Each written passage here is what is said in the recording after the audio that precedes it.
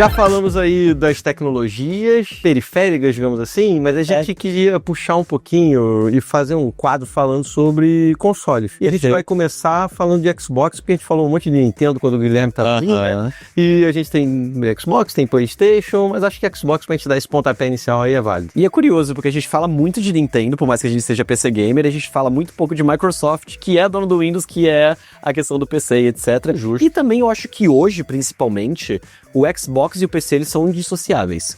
Tudo que... A Microsoft, já na época do Xbox One, eles começaram com essa ideia de tudo que sair no nosso console também vai sair pra PC, porque, que nem a gente comentou, que nem eu acabei de comentar, a Windows tá ali, da Microsoft também, o Xbox, então faz sentido ter essa ligação, e hoje é uma coisa que é basicamente uma só. Se você prefere jogar no PC, você vai assinar o seu Game Pass e jogar no PC, mas se você já tem o seu console, você prefere sentar no sofá com o controlinho e jogar de boa, pega o seu Xbox e joga do Game Pass da mesma forma. Cara, uma coisa que a gente vem comentando, né? Os exclusivos são cada vez mais raros, cada vez menos exclusivos, digamos assim. E acho que o Xbox puxa um pouco disso. Xbox que pra mim teve altos e baixos, assim, no mercado, de modo em geral. Acho que ele foi super importante justamente pra você ter essa concorrência com o PlayStation. Acho inclusive que ele nasce um pouco disso, né?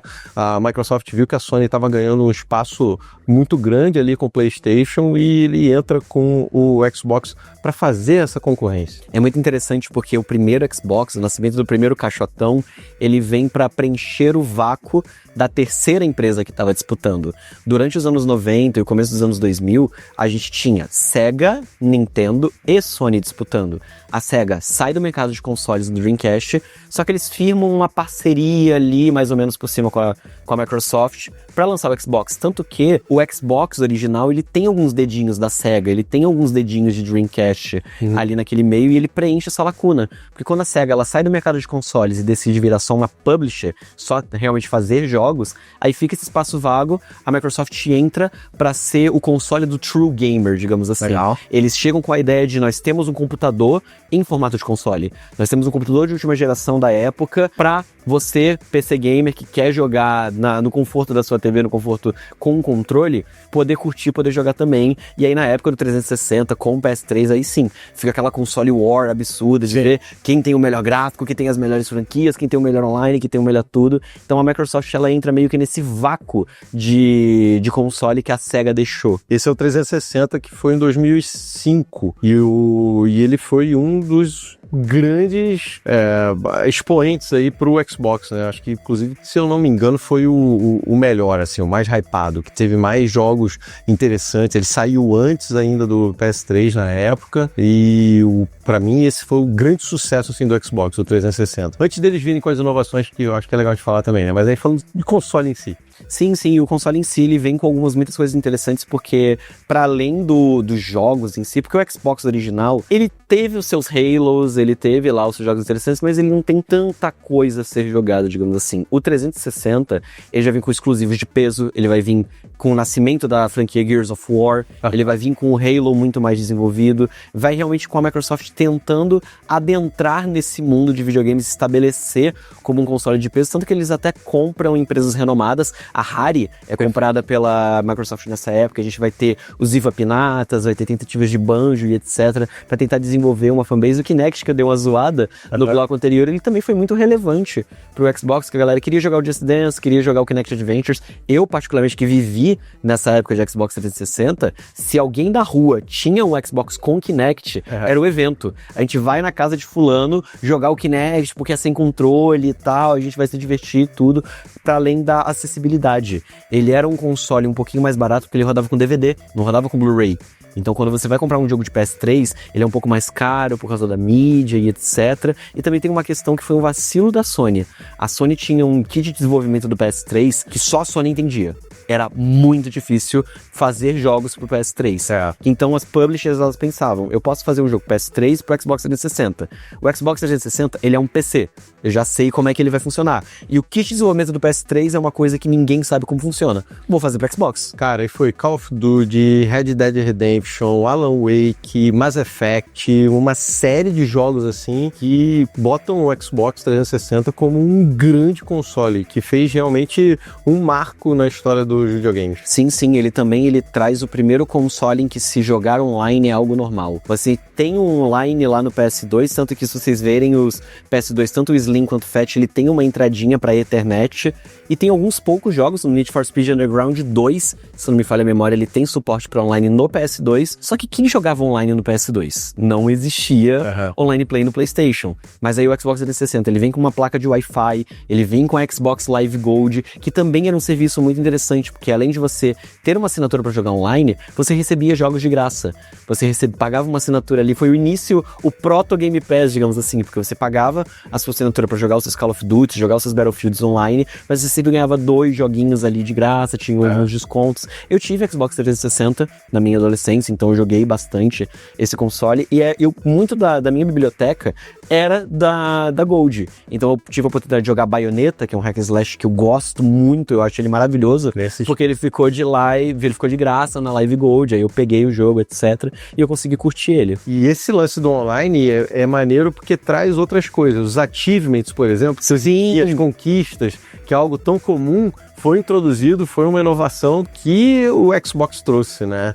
Junto dos achievements, tem a questão do streaming, de você também ter essa novidade. O passe, eu acho que é um negócio sensacional, muito legal, essa assinatura. É quase que o Netflix dos jogos. Sim, o Game Pass. E tudo isso são inovações que a Microsoft, o Xbox, trouxe e, de novo, pra mim, marcam eles como grandes players aí do mercado de videogame. Sim, o Xbox como marca, ele foi mudando bastante ao longo do tempo. Se a gente pular da época do 360, o Xbox One, ele tentou vir com algumas inovações do tipo Kinect nativo junto com o console e tal, mas foi a primeira barrigada, digamos assim, mais recente da Microsoft. O Xbox One, ele tinha umas ideias legais, mas a galera tava querendo muito fazer mais coisas do PS4. O PS4, ele ganhou de lavada naquela geração, então, quando eles mudaram pro Series S e pro Series X, eles estavam apostando no Game Pass. Falou, vamos fazer máquinas pro Game Pass, e nessa geração do Series X e do Series S, eles fizeram uma parada que a Sony fez bem pouquinho, mas eles fizeram com mais afinco, que é trazer 2 consoles com hardwares mais fracos ou mais fortes, dependendo do público. A Sony fez isso só tirando o leitor de disco. Então você tem o PS5 com ou sem leitor. O Xbox Series S, ele é uma versão já slim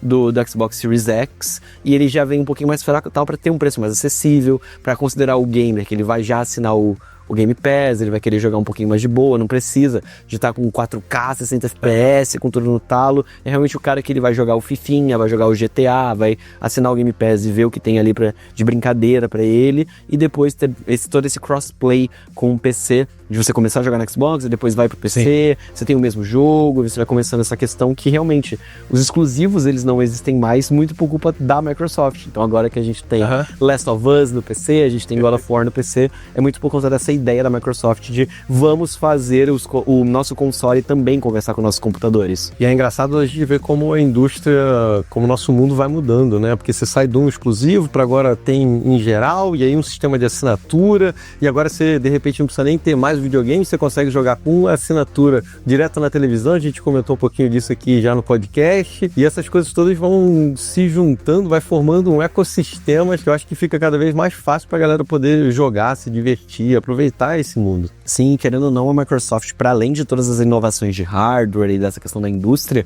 eles têm muitos jogos bons.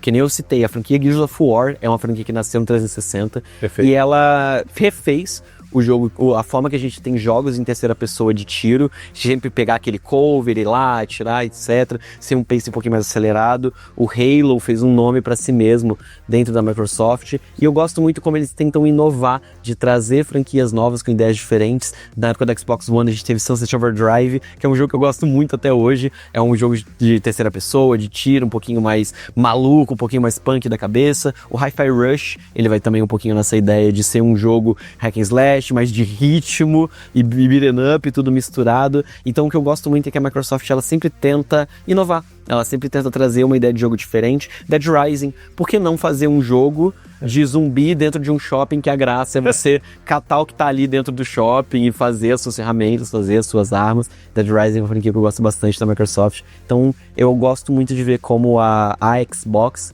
ela sempre fala, tipo, vamos tentar uma experiência nova, vamos tentar algo novo. Ainda tô esperando o World of Warcraft no Game Pass. Será que um dia vem?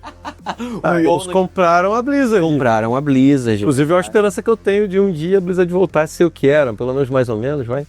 Possivelmente. Dá pra tentar sonhar também com os Warcraft 4, StarCraft 6 da vida, quem sabe.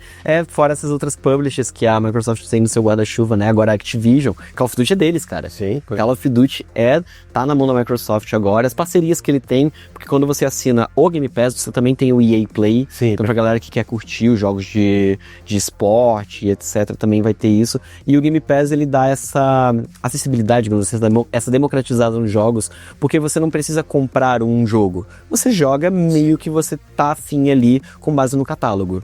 Eu acredito que o Game Pass é uma coisa que vale muito a pena. Se você aproveita ali, se você joga. É claro que é uma conta mensal, a gente estava falando desses Game as a Service, né? Os caras estão entregando uma carteira virtual de jogos, mas é uma coisa que te dá muito valor. Eu acho que vale bastante, realmente, é muito recomendado para você que tem a possibilidade de jogar uma pancada de títulos pelo preço de uma assinatura ali de R$30, né? Então, assim, na minha cabeça, vale muito a pena.